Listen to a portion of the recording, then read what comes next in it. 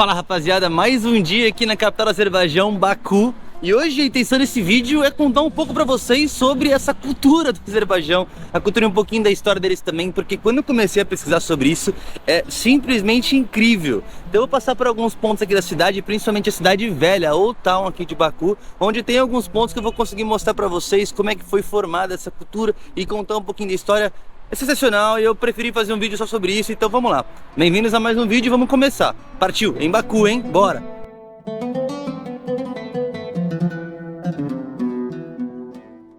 Pessoal, tô aqui numa dessas praças principais aqui perto da Old Town, perto da cidade antiga, e vamos contar pra vocês primeiro sobre a curiosidade de ser uma terra do fogo. A terra do fogo que é conhecida no Azerbaijão é porque hoje o que transformou radicalmente a cidade, que é a parte do petróleo, né, a parte de petróleo e gás natural, é desde lá de trás que vem dando esse nome para eles. O gás natural, que é muito rico aqui, essa região é muito rica em gás natural, às vezes em contato com a superfície por conta do oxigênio que tem no ar. Não vou pagar de professor de química aqui, não sei exatamente qual que é a reação química que se dá. Ela faz às vezes com que exista um fogo que eles chamam de fogo eterno. É um fogo que fica queimando sem parar e por isso, desde lá de trás, a terra é conhecida como Terra do Fogo. E aí tem um cara que é um persa lá atrás, um governador persa, que ele era chamado de Atrópate. Atrópate que significa o protetor do fogo, porque ele era governador dessa área aqui que é o Azerbaijão, hoje é o Azerbaijão. Então era o Atrópate que fez com que essa região se chamasse Atropatene. Essa palavra Atropatene, ela foi se desenvolvendo até chegar ao Azerbaijão. Eu vou contar como para você, que essa parte é interessante, mas é para falar que por conta de ser a terra do fogo, um governador era o protetor do fogo, e aí a terra era a terra do protetor do fogo, que era o Atropatene. E aí a Atropatene, ela se desenvolveu para Turpatakan, depois para Adarbadagan, Adarbadajayan, Azerbaijão e o atual Azerbaijão. Então, cara, como aconteceu essas mudanças aí eu não sei, mas foi por conta da Terra do Fogo que hoje essa terra é chamada de Azerbaijão. Então Azerbaijão pode ser também traduzido com muitas diferenças da história pela Terra do Fogo, que é o que é conhecido hoje, é o apelido do país. Legal, né? Vamos falar um pouquinho da bandeira dele agora, que também é bem interessante, se liga. Cara, a bandeira do Azerbaijão é uma das mais feias que eu conheço, tá? Por que é feia? Porque eu acho que as cores elas não combinam entre elas. A bandeira tá exatamente aqui em cima de mim, ó. A bandeira ela é composta de três principais cores: a cor azul, a cor vermelha e a cor verde. De baixo para cima, a cor verde ela representa o islamismo, a cor do islamismo, a cor da religião oficial aqui do país. Apesar de ser um país secular, ele tem uma religião predominante que é a religião islâmica. Então para baixo o islamismo. O vermelho é a cor da democracia. Essa bandeira é uma bandeira que ela foi nascida a partir das evoluções contra as ditaduras, enfim. Então por isso a democracia ela é bem forte, por isso ela está bem no meio. E azul é a cor dos povos túrquicos. Não é dos povos turcos, dos povos túrquicos. Então esses povos que têm origem túrquica, que são nômades, vou contar um pouco mais daqui pra frente quando eu falar da história, eles tiveram origem ali da Ásia Central, vindo pra cá, eles têm a cor azul como principal, bom, enfim, a cor do povo. E aí, obviamente, a lua, que é a lua também dos povos turcos também, né? A Turquia também tem essa lua e também faz referência ao próprio islamismo como um todo. Por isso a bandeira é assim, mas eu já acho bem feia. Bem feia. Bem feia, eu tô sendo bem chato. Ela é feia, vai. Tem quem ache bonitinha. Vamos lá, vamos andar um pouquinho aqui pela cidade antiga e contar mais coisa pra vocês. Vamos começar falando primeiro como é que surgiu esse povo chamado povo Azeri, né? Quem nasce no Azerbaijão pode ser chamado de azerbajanês ou Azeri, simplesmente. E o Azeri é bastante usado, principalmente nos livros de história. Então vamos falar Azeri sempre. Esse povo Azeri, ele surgiu, na verdade, com uma mistura de várias etnias. Uma delas era a etnia albanesa caucasiana. Caucasiana, vocês devem conhecer o nome por conta da nossa etnia, né? A etnia branca, muito conhecida pelos europeus, ela é caucasiana por conta dos povos originados dessa região do Cáucaso. E os albaneses não é do país Albânia, né? Albaneses eram vários povos diferentes, uma etnia específica, mas ela era presente aqui no Cáucaso, os albaneses caucasianos, os albaneses balcânicos, que são hoje onde é a Albânia, e tinha também os albaneses escandinavos, lá no norte, onde essa região da Suécia é hoje. Então tinha albanês em todo lugar. Então, os albaneses caucasianos era uma das origens do povo. Ó, vou entrar agora aqui na cidade antiga, hein? Vamos falando com vocês enquanto isso. Os albaneses caucasianos era esse povo que deu origem também ao povo Azeri. Eles em mistura com um povo que veio da Ásia Central, chamado Oguzes. Os oguzes, eles eram nômades e eles fizeram uma migração da região da Ásia Central até essa região aqui onde eles se assentaram, perto da Anatólia, onde é a atual Turquia. Ou seja, a Turquia também tem os povos deles, com origem desses oguzes aí. E alguma parte deles também veio aqui para onde moravam os albaneses caucasianos. Então, os oguzes... Entrei agora, hein? Agora eu tô na Old Town, aqui dentro da cidade antiga de Baku. Então os oguzes, junto com os albaneses caucasianos, eles deram origem ao que é hoje a etnia azeri, o pessoal do Azerbaijão. Enfim, isso aí foi lá no século IV depois de Cristo. Na verdade foi espalhado no tempo, né? Mas bastante no século IV. E aí esses povos, cara, viveram aqui por muito tempo. Tiveram influência da expansão árabe no século 6 e 7 depois de Cristo.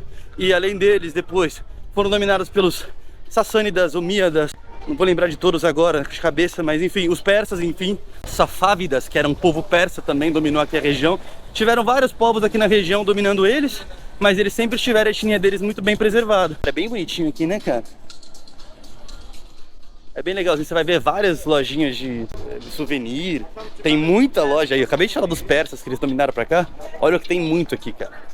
Tem os tapetes persas. Os tapetes turcos são esses aqui, ó. Eles são tapetes turcos, são tapetes com formatos mais geométricos. E aí, obviamente, tem os tapetes persas, que são esses tapetes com os desenhos muito mais elaborados e bonitos. Hoje é muito famoso também aqui no Brasil, você ouvir falar, aqui no Brasil, aí no Brasil, ou você não tá no Brasil, enfim, lá no Brasil, ouvi falar de tapete persa como sendo um tapete bem elaborado e bonito e caro, mas aqui é que nem banana, tem em todo lugar. Enfim, os persas também tiveram muita influência, e aqui mostra pra vocês porquê, mas também tem influência árabe. Inclusive por isso eles são muçulmanos. Eles começaram sendo muçulmanos sunitas, que é mais ou menos a maioria, né, a grande maioria dos muçulmanos do mundo, mas também depois viraram xiitas com base nos persas.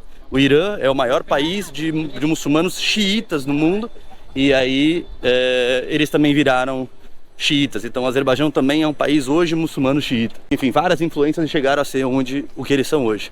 Pra mim, basicamente, como já falei nas primeiras impressões aí pra vocês, no vídeo anterior, eles são tipo uma Turquia, porque é um povo muito turco, mas soviético, porque depois dessa passagem soviética aqui no século XX, eles tiveram muita influência. Vamos começar falando aqui das coisas do... Cheguei aqui onde ficam os banhos deles, que são os hamams. Banho turco, muito famoso banho turco, mas também são banhos azeres, né? Porque eles têm a mesma origem. Vamos falar um pouquinho. Era lugar de confraternização e convivência entre os povos lá atrásão, lá no século 10, 11, 12, aí depois de Cristo. Obviamente os homens não podiam se misturar com as mulheres. Isso no islamismo ali antigo, né? Ele é muito, muito proibido. Então 5 dias da semana os homens tomavam os banhos nos hamams e 2 dias da semana eram as mulheres. E como é que você ia saber qual dia que era qual? Porque naquela época não tinha, hoje é segunda, terça, quarta. Era só dia da semana vendo pelo calendário lunar, enfim. E para facilitar, eles colocavam na porta um chapéu, se era dia dos homens, e na porta um cachecol, se era dia das mulheres. Então se você é homem, chegava lá e via um cachecol, esquece que você não pode entrar. E a mesma coisa ao contrário. Legal comentar também, aqui no Azerbaijão, como é que eles escolhiam lá atrás? Eu vou descendo e mostrando pra vocês aqui por dentro. Não vou poder entrar hoje, claramente. Mas como é que eles escolhiam as noivas pros seus filhos? Se você é uma mulher e você tem um filho, você ia nesses hamams, onde a galera ficava confraternizando, via se você achava alguma mulher bonita, atraente, interessante pro seu filho. E se você achava, pronto, tá escolhida a mulher do seu filho. Então, se você era um homem, você tinha que esperar a sua mãe ir para um hammam para achar a mulher para você. Obviamente hoje já é diferente, não acontece mais assim, mas é bem interessante. Aqui já desci um pouquinho, ó, os hammams estão ali, ó. Tá vendo que são essas cúpulas aí? É o topo da onde vinha aquela... É tipo uma sauna, basicamente. Porque não é onde as pessoas ficam embaixo da água em si, mas também tinha água, mas eles ficavam meio nessa sauna. E aqui na frente desses hammams já dá para ver os instrumentos típicos aqui. Cara, tem muita coisa legal nessa escultura. Não vou conseguir parar de falar sobre coisas que é muito interessante. Esses países diferentes assim, eu sou apaixonado. Tem essas estátuas aqui na frente dos hammams, que são as estátuas sobre os instrumentos musicais tradicionais aqui do Azerbaijão. Tem esses instrumentos, eu não sei falar os nomes, tá? Deixa eu ver se tá escrito, que me ajuda. É o Teimur Rustamov, tar, é o tar. Esse tar é um instrumento de felicidade, e eu sei que aquele ali, que é tipo uma violão aqui do Azerbaijão, e esse aqui é um instrumento da tristeza, que é tipo violino. que é o Kamantia, perfeito, ó, Kamantia. Esse Kamantia é o violino e ele é da tristeza, e eles dois juntos fazem a melodia, como foi. E esse pandeiro aqui, que é o daf, tá vendo o nome, daf? Esse instrumento é um pandeiro que na verdade ele é tocado aqui em cima. Eles seguram com as duas mãos, eu não vou conseguir, tô segurando na câmera, mas com as duas mãos e tocam aqui.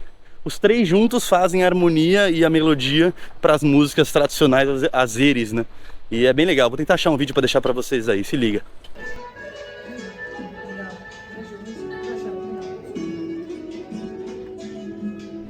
Último ponto interessante aqui sobre a música do Azerbaijão: nos casamentos é muito comum eles fazerem disputa de dança com essas músicas. Então, obviamente, uma galera começa a tocar as músicas e aí o noivo ou a família do noivo, o representante do noivo contra a noiva, ou a família da noiva, o representante da noiva, ficam batalhando de dança e perde aquele que parar primeiro. Cara, imagina, você fica suadaço no casamento, mas deve ser uma bela diversão.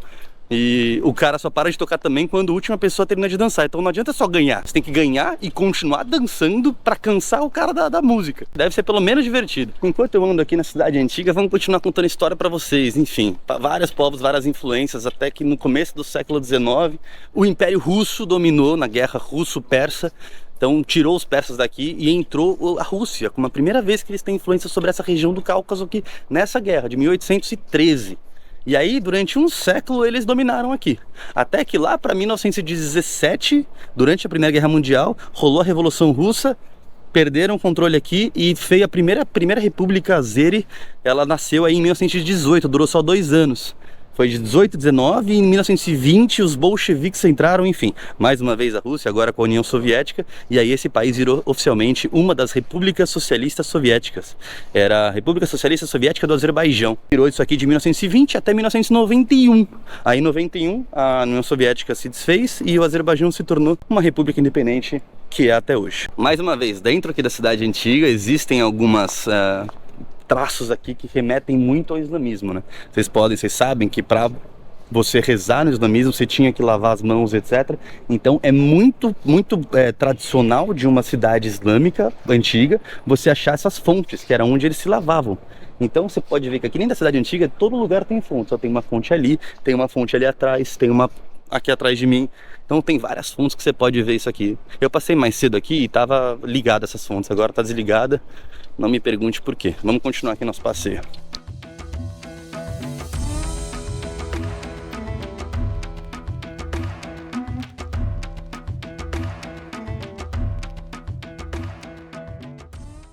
Legal também mostrar a diferença da arquitetura. A arquitetura bem antiga, começo da Idade Média, onde foi construído esse prédio, e logo do lado uma arquitetura característica soviética. É um prédio residencial, não vai ter nada muito, não vai ter os frufru para deixar isso mais sofisticado, não.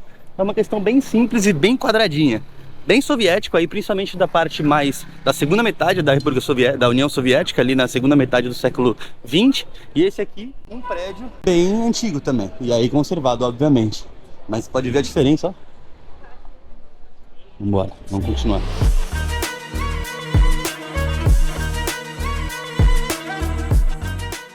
E mais tapetes.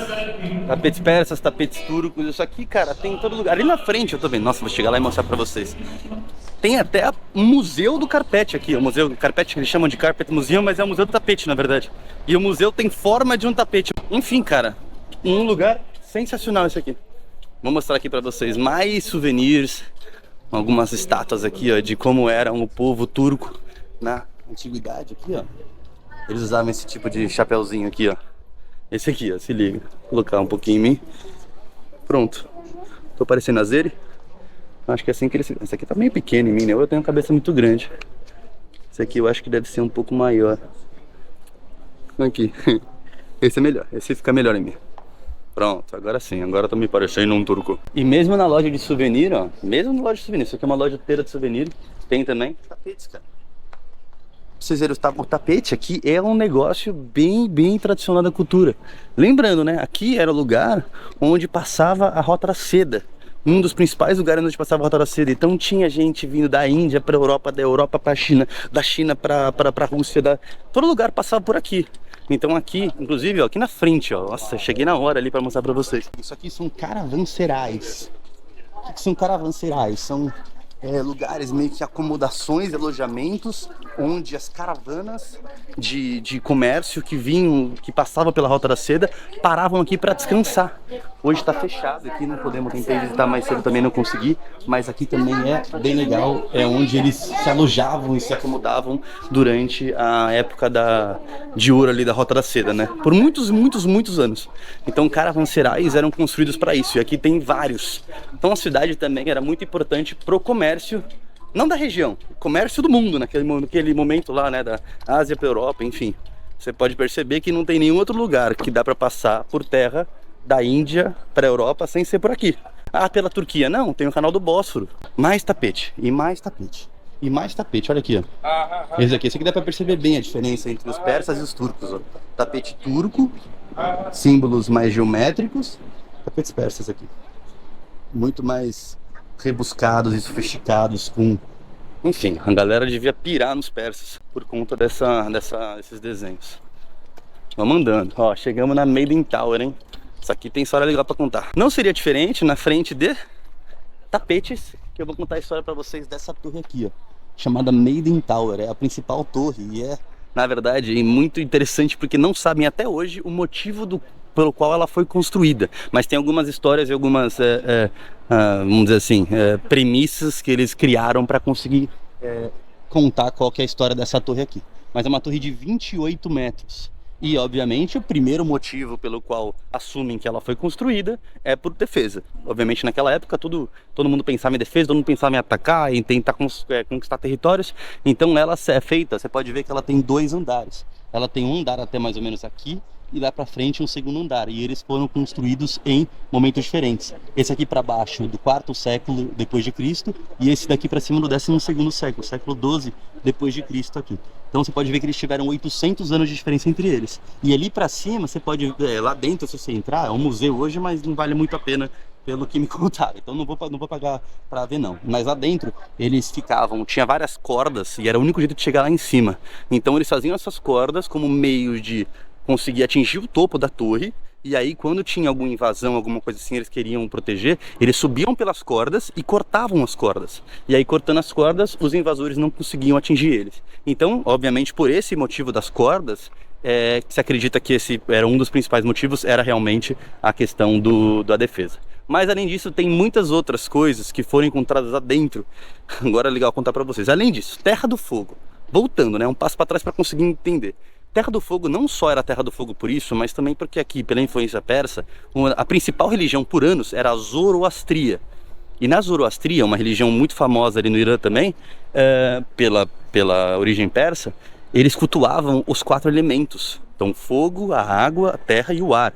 E o fogo principalmente. E aqui era a Terra do Fogo. Então tem muitos vestígios, essa é a palavra que está procurando, tem muitos vestígios de que o pessoal cultuava o fogo lá dentro. Então a torre também pode ter sido construída como um templo, como um edifício, uma construção para culto dessa religião da Zoroastria. Enfim, não se sabe até hoje. Ah, e outra, além disso também, como era a parte mais alta da cidade, ele também tinha algumas funções de astronomia, perdão.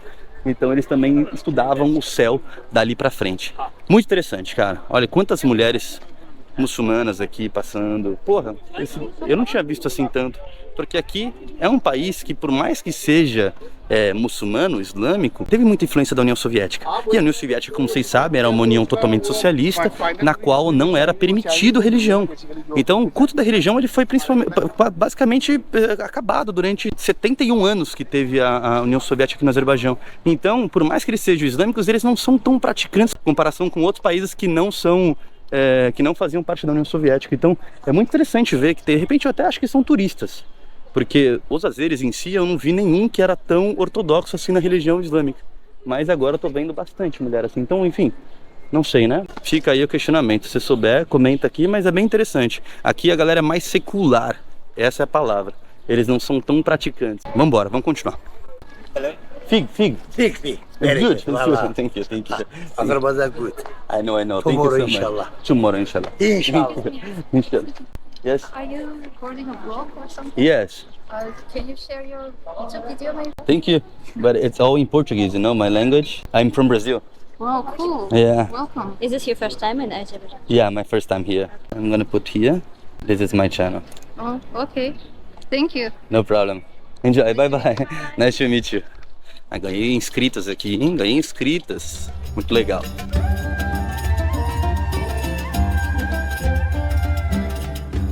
Chegamos a algumas ruínas aqui da cidade antiga, bem legal, se liga. Algumas das ruínas mostram que tem algumas estátuas que foram feitas de madeira, aqui ó, que são estátuas de búfalo, que é o ox, acho que é isso que... Deixa eu ver a tradução desse bicho certinho. Sempre falo o nome em inglês, mas eu não sei direitinho como é que é em português. É o boi. Bom, boi, búfalo. É um boi. Enfim, esse animal era muito interessante aqui porque ele representava o poder. E o emblema principal aqui do Azerbaijão, eu vou mostrar algumas imagens para vocês da tampa do esgoto. Que eles têm um emblema até hoje lá, porque é bem velho.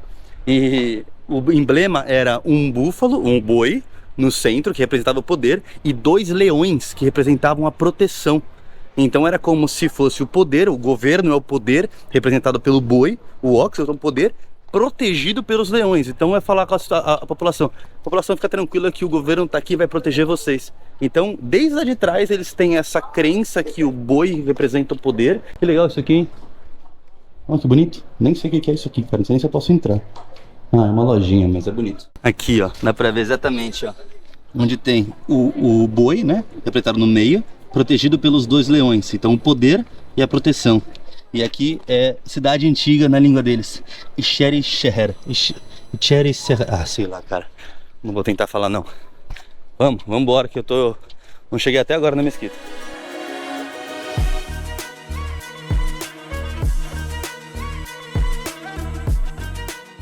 Cheguei aqui, do meu lado tá já a mesquita, eu tô indo ali pra frente dela, mas eu vou contar pra vocês a história. O que eu quero mostrar pra vocês dessa mesquita? Lembrando mais uma vez, a União Soviética esteve aqui no poder no século XX, e na União Soviética era um país 100% secular e totalmente contra a crença de religiões. Então por que eles ainda têm uma mesquita tão antiga como essa? Na verdade, essa mesquita aqui, ela foi uma mesquita reconstruída.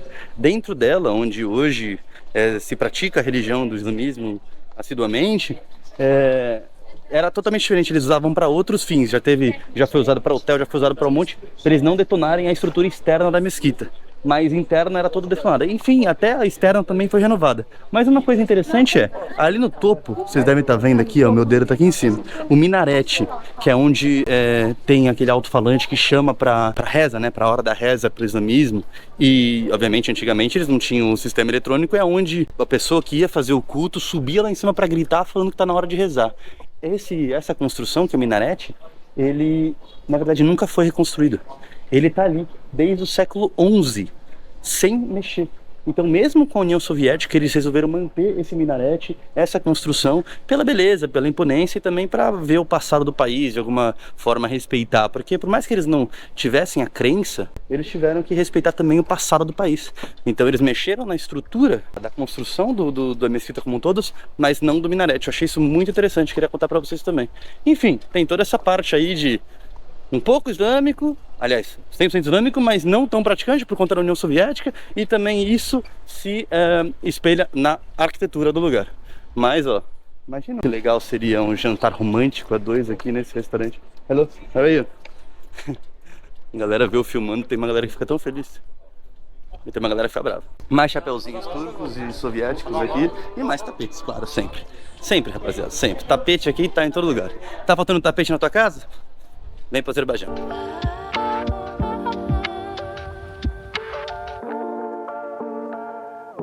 E vamos sair oficialmente aqui do muro da cidade antiga e terminar esse vídeo, porque senão vai ficar muito longo. Aqui, ó, o muro termina aqui. Mas, cara, eu pesquisei muito e eu gosto muito de história, como vocês sabem, como vocês me conhecem.